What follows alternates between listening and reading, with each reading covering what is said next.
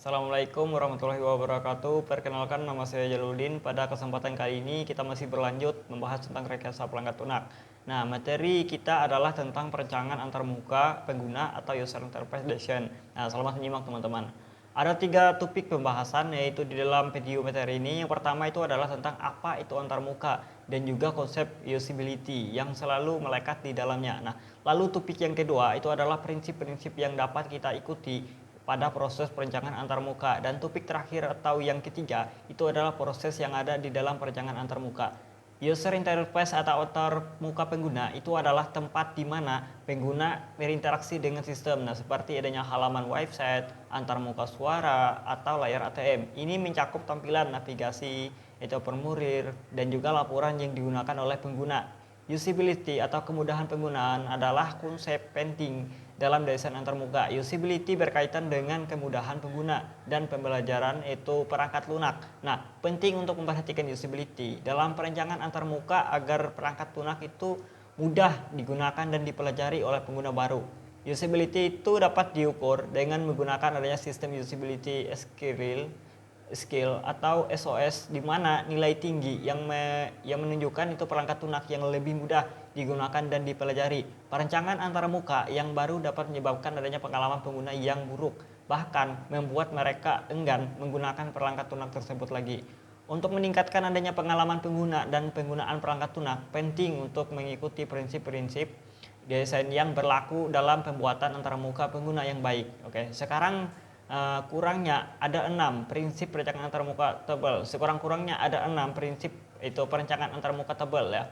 Yang pertama itu adalah layout. Nah, antarmuka harus dibagi menjadi area atau wilayah yang konsisten dan sesuai dengan fungsinya, seperti header, sidebar, dan footer. 2. Content willingness. Nah, pengguna perlu mengetahui lokasi mereka dan informasi yang ditampilkan agar tidak tersesat saat berinteraksi dengan sistem. 3. Ada estetik. Nah, estetik ini penyajian informasi. Kita harus seimbang antara fungsionalitas dan juga keindahan visual. 4. Ada usage. Usage level antarmuka harus mudah itu digunakan dan dipelajari oleh pengguna. 5. Ada konsistensi. Nah, konsistensi antarmuka memudahkan itu pengguna untuk menebak apa yang dilakukan sistem sebelum menjalankan adanya fungsi tertentu.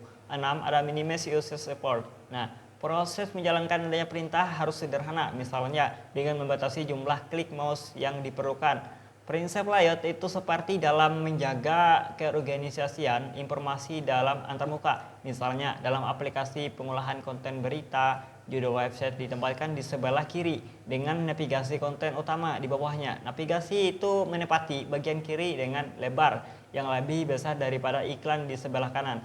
Dengan menerapkan prinsip layout yang baik, struktur konten tetap terorganisasi dan mudah juga dipahami oleh pengguna. Penerapan prinsip content awareness oleh Tokopedia memudahkan pengguna dalam menemukan produk. Mereka menempatkan kategori utama di sebelah kiri dan menampilkan adanya sub kategori.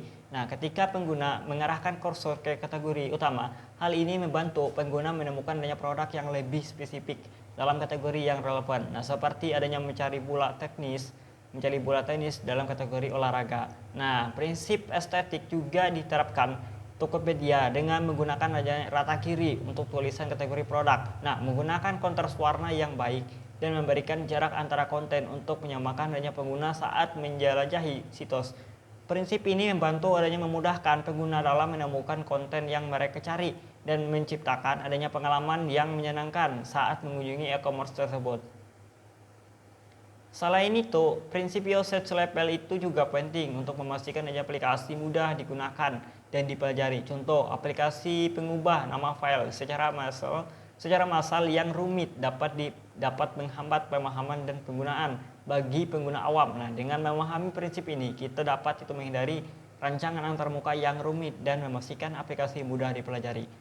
Prinsip konsistensi yaitu penting untuk memastikan fungsi-fungsi yang sering muncul dalam aplikasi tetap konsisten ya dalam desain dan warna. Ini juga membantu pengguna memahami dengan mudah dan mengenali fungsi yang sama di berbagai bagian aplikasi. Nah, prinsip ini juga mendorong adanya pengguna rancangan antarmuka yang umum dipahami. Nah, prinsip minimize user effort ini berfokus pada penyederhanaan langkah-langkah yang diperlukan oleh pengguna untuk fungsi yang sering digunakan.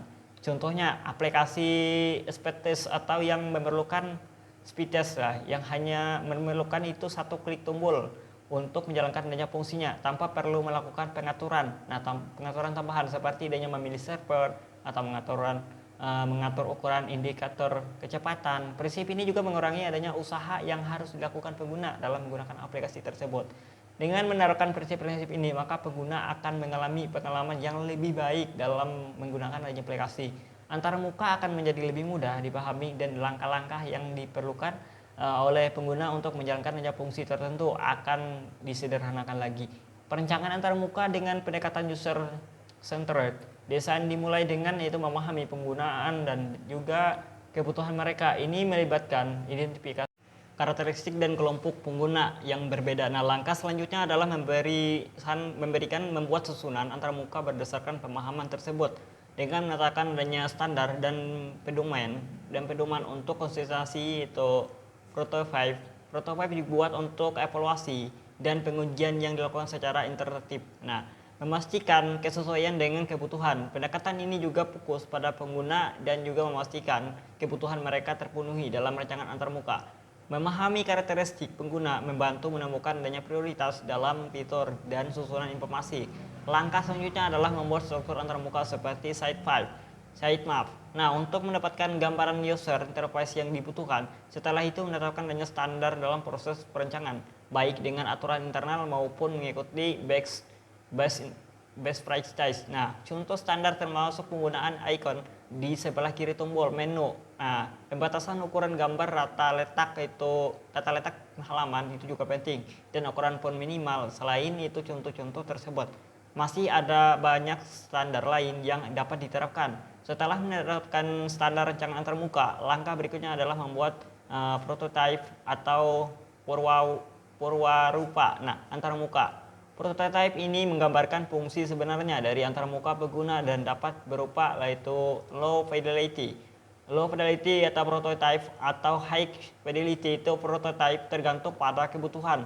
High fidelity itu prototype lebih detail dalam menggambarkan adanya rancangan antarmuka, namun membutuhkan waktu lebih lama dan desain akhir antarmuka biasanya tidak jauh berbeda dari high fidelity prototype. Nah, pembuatan prototype bertujuan untuk memastikan adanya kesesuaian fungsi dan fitur aplikasi serta penempatan menu. Langkah terakhir adalah proses pengujian atau evaluasi antarmuka. Nah, tujuan dari pengujian dan evaluasi adalah untuk mengukur kesesuaian rancangan antarmuka dengan kebutuhan yang ada. Ya, jika ada kekurangan, evaluasi membantu dalam mengetahui adanya cara perbaikinya. Nah, terdapat juga beberapa bentuk evaluasi yang umum digunakan seperti adanya heuristic evaluation membandingkan antarmuka dengan prinsip dan standar yang digunakan. Nah, interactive evaluation itu adanya pengguna melakukan skenario tertentu.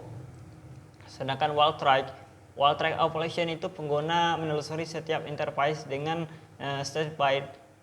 storyboard dan formal usability testing. Ya, evaluasi dengan kondisi yang mendekati kondisi sebenarnya. Biasanya itu melibatkan pengguna sesungguhan. Nah, mungkin sampai di sini saja itu video yang dapat saya sampaikan. Saya mohon maaf apabila ada kesalahan dari penyebutan kata atau apa-apa. Saya ucapkan terima kasih banyak. Assalamualaikum warahmatullahi wabarakatuh.